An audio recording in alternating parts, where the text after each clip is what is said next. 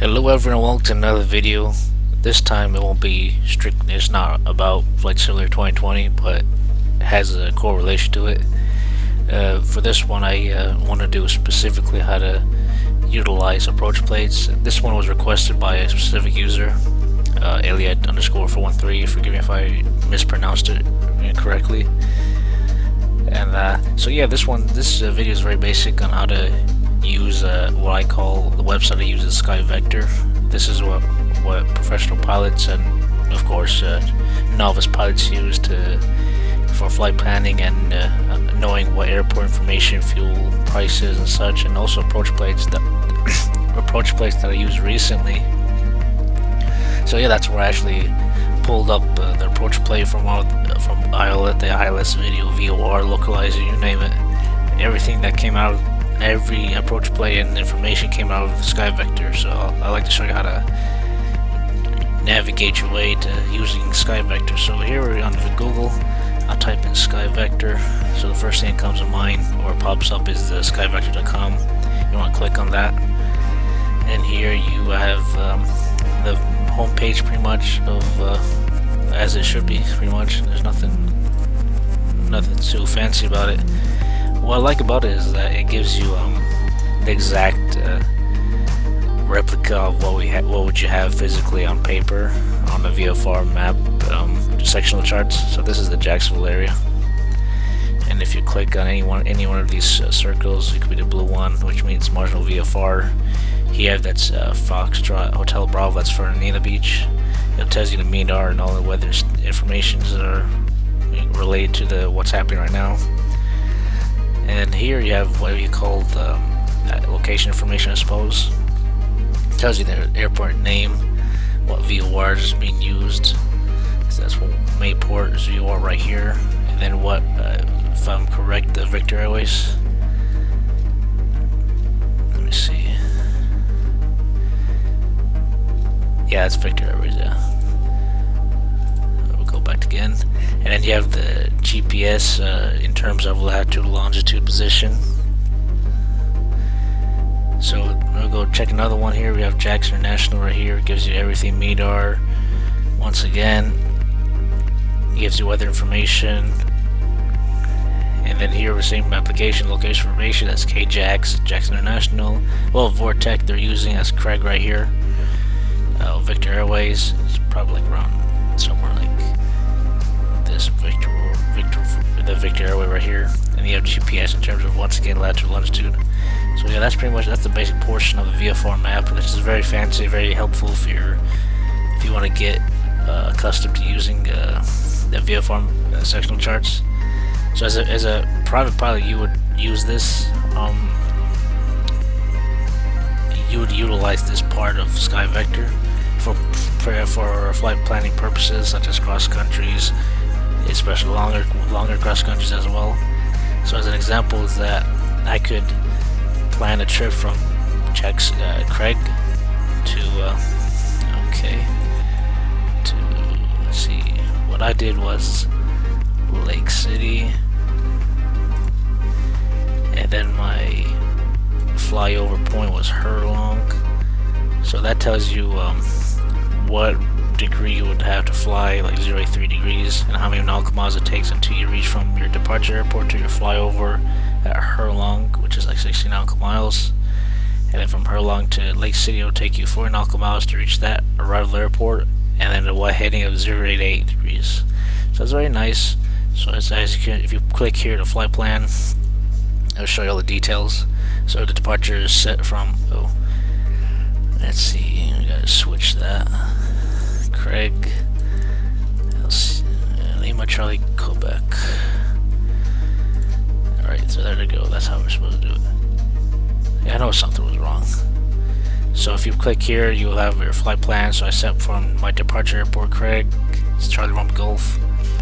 And then from heading of 264, you'll climb out of the airport, and it'll take you 60 nautical miles to reach your flyover visual point, which is Hurlong, at around 60 nautical miles. And then from there, you'll take you 40 nautical miles heading of 269, 270 heading west to reach your arrival airport of Lake City.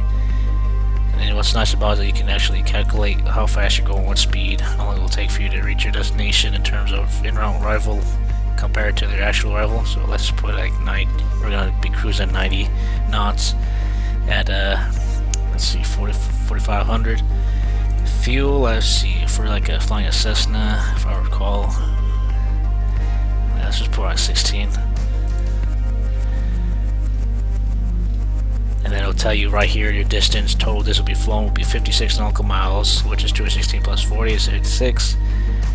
And then you have the estimate time in row is from here to Lake City is 35 minutes. And of course, if you want to be so detailed, you can like input what the time is in hours, minutes, and what day, and it'll give you the exact calculation numbers. So yeah, that's pretty much very, very helpful if you want to learn how to use it. What I really want you guys to utilize is this part right here. It's airport charts help. Fuel prices and DRODM. I don't know what that is, to be honest with you, but read up on it, doesn't matter. And here we're gonna do the airports part. The airport isn't really that sophisticated, it's so easy to navigate. So here you have a list of countries,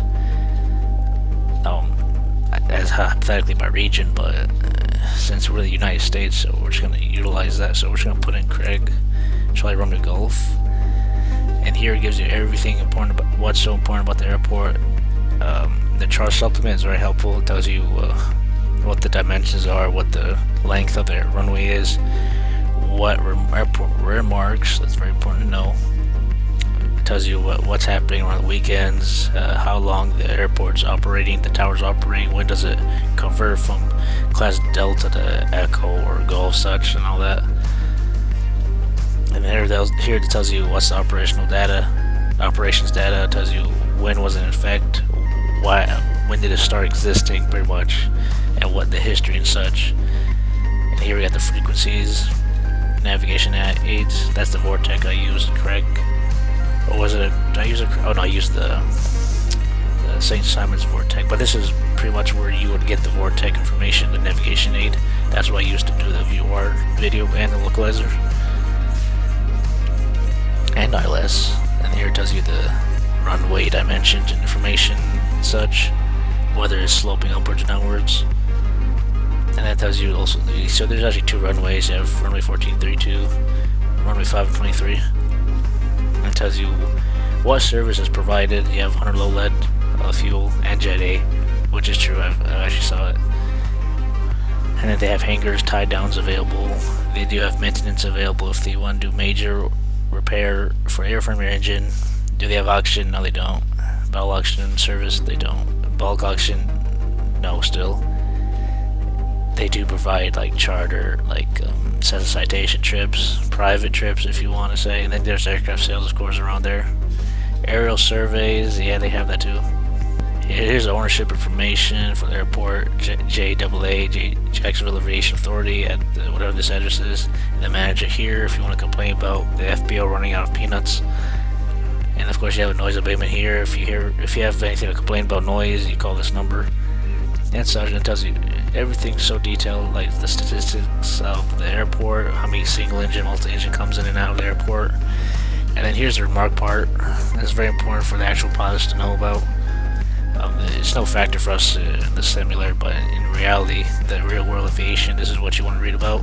What birds periodically be around the airport and all that. And okay, now here's the good stuff that everyone likes about. This is the part where I utilize the instrument approach. So you can see here, this is the ILS 32. That was one I was using about. And they have RNAVs, but the Cessna 152 that you saw, it doesn't have Golf equipment. That's the GPS and all that. So we can't conduct that RNAV approach. I'm gonna have to use something else, like a 172 G1000, which I don't like. So the charge section gives you everything from VFR to IFR, and also helicopter, stuff that's beyond our capabilities as airplane pilots. Of course, if there's any questions, you go to the help section. There's a brief video right here. If you didn't like how I was explaining, you can refer to this video if you like. And that gives you everything, the introduction. Of course, this website is free. You don't have to pay a single dime. all the money that they get is from the advertisement on the top right corner here. Next we have fuel prices, which it gives you certain information how much the price is per gallon. If you like what you see, then consider liking, and I'll be seeing you guys in the next video.